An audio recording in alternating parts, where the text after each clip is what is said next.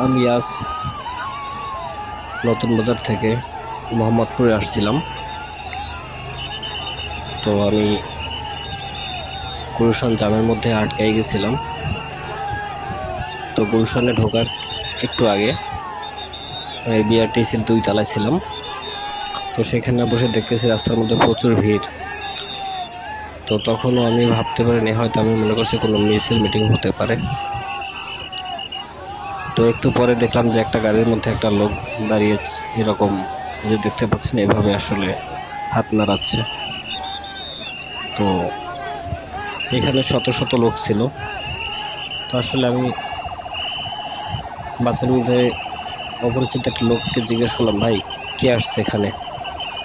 তো উনি আমাকে বলল যে জাপানের হয়তো কোনো লোক আসছে। তো আমি আজকে হঠাৎ করে রাতে যখন নেটে আসি তখন দেখলাম যে ওনার নাম বুরাক ওসমান। উনি একটা সিরিজ করেছে, সিরিজের নায়ক হিসেবে ছিলেন আর কি। যাই হোক, তো গুলশান দিয়ে গাড়িটা যখন যাচ্ছিল তখন ওনার পিছনে, গাড়ির পিছনে যে পরিমাণ লোক দাঁড়ানো ছিল, তা আমি প্রথম মনে করেছিলাম যে হয়তো এখানে কোনো কিছু দিচ্ছে যার জন্য এত লোক দাঁড়ানো। তো আসলে একজন ভিআইপি লোক যখন রাস্তার মধ্যে টাকা ছড়িয়ে ছিটিয়ে দেয়, তখন যেভাবে জনতার ভিড় ছিল, ঠিক আজকের ওইভাবেই আমার কাছে জিনিসটা মনে হলো। যাই হোক, আমি কাউকে ছোটো করতেছি না, কারণ এক একজন সুপারস্টার তারকাদের আসলে পপুলারিটি থাকে, সেই ক্ষেত্রে ভালোবাসা টানেই হয়তো বা তার যারা দর্শক তারা চলে আসে। তবে আসলে উনি যখন যাচ্ছিল ওনার পিছনে পিছনে ওনার যারা ভক্ত ছিল তারা যেভাবে দৌড় করতেছিল, আসলে বিষয়টা আমি আসলে অবাক হয়ে গেছিলাম।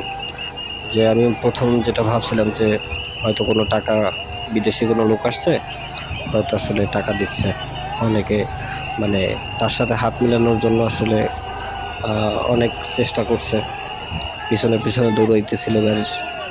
তো মনে হচ্ছে টাকা দিচ্ছে আর পিছনে পিছনে লোক দৌড়াইতেছে, এরকম আমার কাছে একটা মনে হলো। তো আসলে উনি কতটা পপুলার আমি সেটা জানি না, কারণ আমি ওনার সিরিজ দেখিনি। তবে ইউটিউব আজকের ঘাটাঘাটি করে দেখলাম মোটামুটি ভালোই ওনার পপুলারিটি। তো এটাই আসলে আপনাদের সাথে শেয়ার করার ছিল, যে আসলে মানুষের কাজ বাদ দিয়ে একটা সুপারস্টারের পিছনে মানুষ কীভাবে দৌড়াইতে পারে তার সাথে দেখা করার জন্য, বা তার সাথে একটা ছবি তোলার জন্য, বা তার একটু ভিডিও করার জন্য।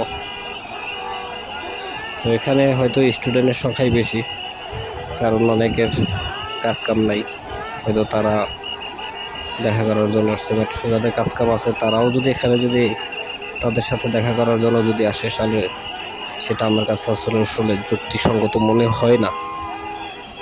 কারণ হ্যাঁ, সুপারস্টার, তো তার জন্য তার সাথে একটা ছবি তোলার জন্য তার পিছনে পিছনে দৌড়ানোর কি আছে? আমার কাছে এটাই মনে হয়। এই যে দেখতেই পাচ্ছেন, হয়তো সাংবাদিক আছে বাংলাদেশের কিছু, যারা কোনো নিউজ পাওয়ার সাথে সাথে সেখানে আসলে 4 হাত পা দৌড়িতে যায় একরকম ধরতে গেলে, একটা কি নিউজ করা যায়।